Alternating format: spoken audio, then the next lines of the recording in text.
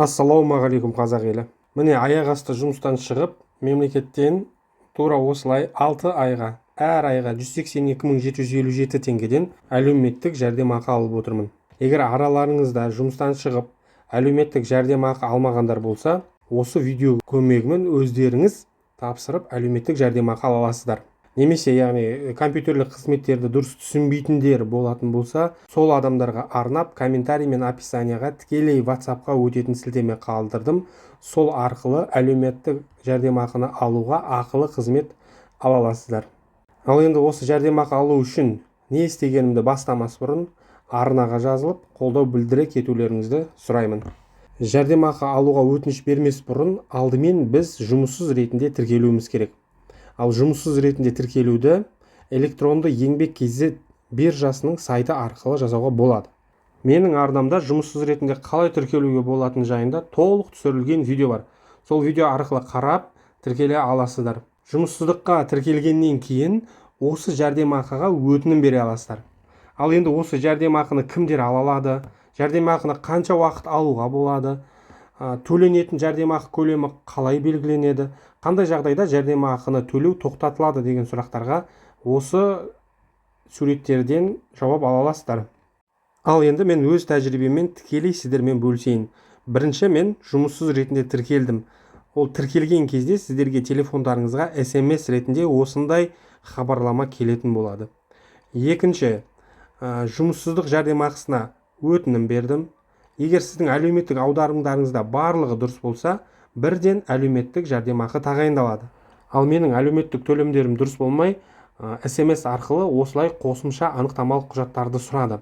Барлығы сіздің телефоныңызға SMS арқылы келіп тұрады. Сол арқылы қарап біліп отырсаңыз болады.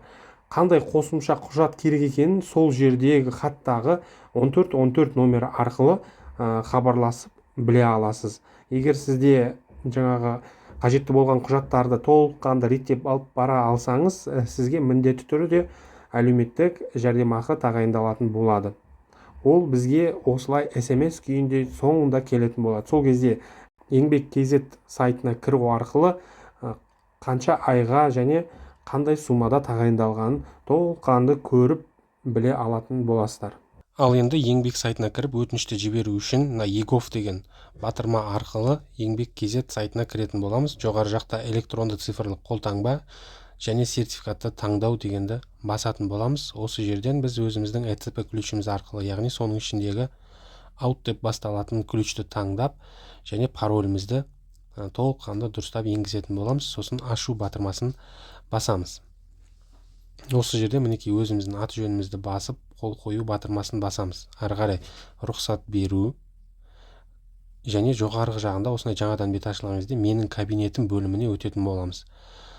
Және осы жаңадан ашылған парақтың сол жақ бөлігінде мемлекеттік қызметтер деген бөлім бар. Сол бөлімді басамыз. Сосын жұмыс іздеп жүрген адам мен жұмыссыз ретінде тіркелуді басатын болсақ, біздің қай бөлімде тұрғанымыз көрсетілетін болады. Яғни жұмыс іздеуші, жұмыс іздеп жүрген адам және жұмыссыз деп.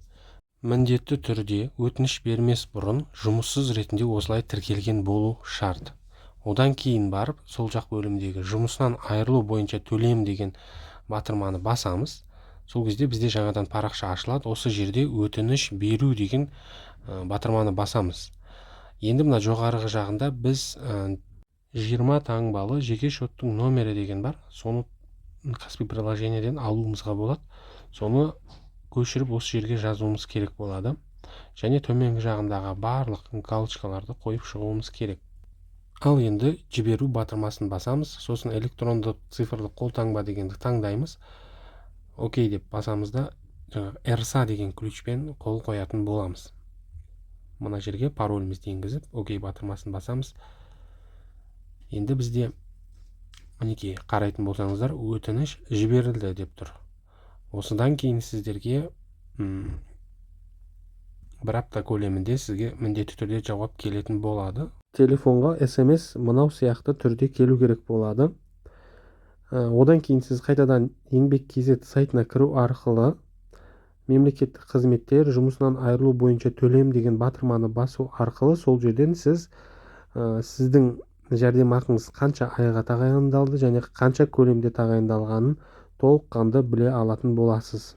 Ал енді осы видео сіздер үшін пайдалы және қызықты болған болатын болса, арнаға жазылып қолдау білдіре кетіңіздер, және жұмысынан айырылған таныстарыңыз болса, сол адамға міндетті түрде осы видеоны жіберіңіздер.